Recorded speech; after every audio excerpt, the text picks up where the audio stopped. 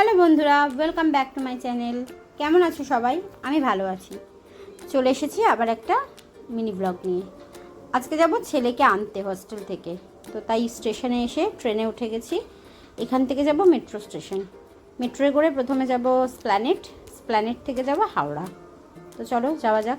আমার রাত্রি 11:30টার ট্রেন, তো আমি এখন ট্রেনে উঠেছি 8:10 বাজে। তো আশা করছি ঠিকঠাক টাইমেই পৌঁছে যাব। চলো যাওয়া যাক।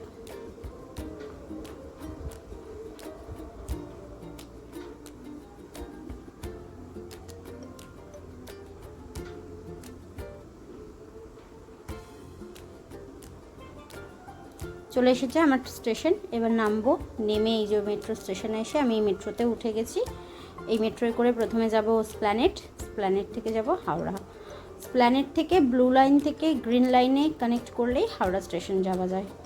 তো আমি এখন ব্লু লাইন থেকে নেমে গ্রিন লাইনে কানেক্ট করে নেক্সট মেট্রোতে উঠে গেছি।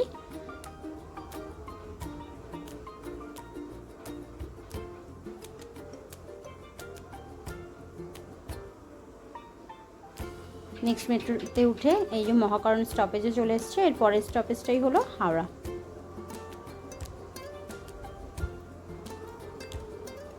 হাওড়া স্টেশনে এসে প্রথমে দেখি 10:10 বেজে গেছে। তো তাই যে ফুড কর্নার ছিল সেখানে আগে খাবার অর্ডার করেছি, খেয়ে তারপরে একবারে প্ল্যাটফর্মে যাব। তো খাবার অর্ডার দিয়ে আমি বসে আছি। এই যে আমার খাবারও চলে এসছে। আমি অর্ডার করেছিলাম 2টো গার্লিক ব্রেড আর একটা ছোটো পিৎজা আর কোল্ড ড্রিঙ্কস। বাড়ি থেকে কোনো খাবার আনিনি, আবার বই আমাকে আনতে হতো, যেহেতু আমি একাই ট্রাভেল করছি, তো যে অতটা ব্যাগ কম করা যায়, তাই কোনো খাবার আর নিয়ে আসিনি। আর প্ল্যাটফর্মে গিয়ে ট্রেনেও ওঠার একটা তাড়াহুড়োর ব্যাপার, তো ওই জন্য যেহেতু দেখলাম 10:10 বাজে, এখনও অনেকটা টাইম আছে, তাই আগে খাবারটা খেয়ে নিলাম। খেয়ে গিয়ে প্ল্যাটফর্মে যাব।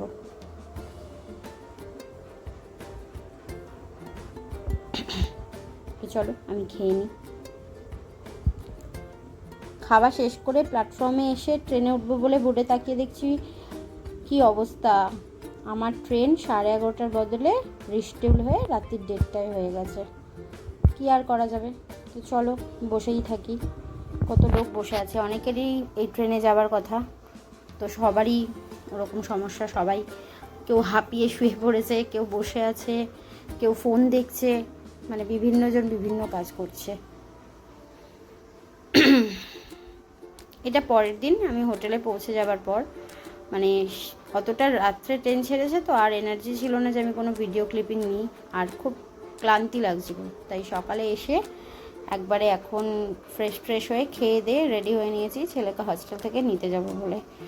যেতে হবে, ওর ব্যাগ ট্যাগ প্যাক করে নিয়ে ওর জিনিসপত্র যেগুলো নেবার নিতে হবে, নিয়ে তারপরে নিয়ে আসতে হবে। তো আমি রেডি হয়ে টোটো দাদাকে ফোন করে দিয়েছি, উনি আসছেন। ততক্ষণে তোমাদেরকে আমাদের হোটেলের রুমটা দেখিয়ে দিই। আর টোটো দাদা আমাদের এখানে জানাশোনাই হয়ে গেছে, যেহেতু আমরা অনেকবারই এসেছি, তো ওনার ফোন নাম্বারটা আমরা রেখেছি, ওনাকে ফোন করে দিলে উনি চলে আসেন। তো আমি ফোন করে দিয়েছি, উনি আসছেন বলল। তো ততক্ষণ চলো রুমটা দেখে নাও। টোটো দাদা এসে গেছে হোটেলের নিচে, তো আমাকে ফোন করলেন। এবার আমি যাই। এই যে এসে টোটোয় বসে পড়েছি, এবার যাচ্ছি ছেলের হোস্টেলের দিকে।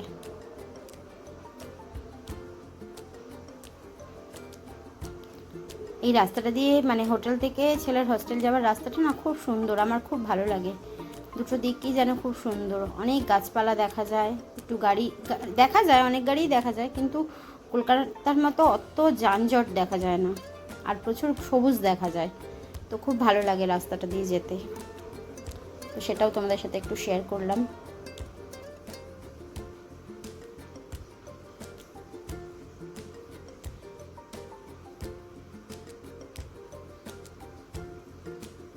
চলো কথা বলতে বলতে ছেলের হস্টেলের কাছে চলেও এসেছি। এবার ওর ব্যাগপত্র গুছিয়ে ওকে নেবার পালা, ওকে নিয়ে নিই তাহলে। এই যে হয়ে গেছে ছেলেকে নেওয়া হস্টেল থেকে, ওর সব কিছু গুছিয়ে লাগেজ টাগেজ। ওর বন্ধুদের থেকে ছেড়ে যাচ্ছে বলে আজকে ওর মনটা খারাপ, তাই চোখে জল চলে এসছে। তো সেটাই বলছে, এতদিন ওদের সাথে আছি, মনটা কি খারাপ হবে না, তাই চোখে জল। তো চলো আজকে এই পর্যন্তই। ভিডিওটা ভালো লাগলে একটা লাইক কমেন্ট শেয়ার করে দেবে। সবাই ভালো থাকবে, সাবধানে থাকবে, টাটা।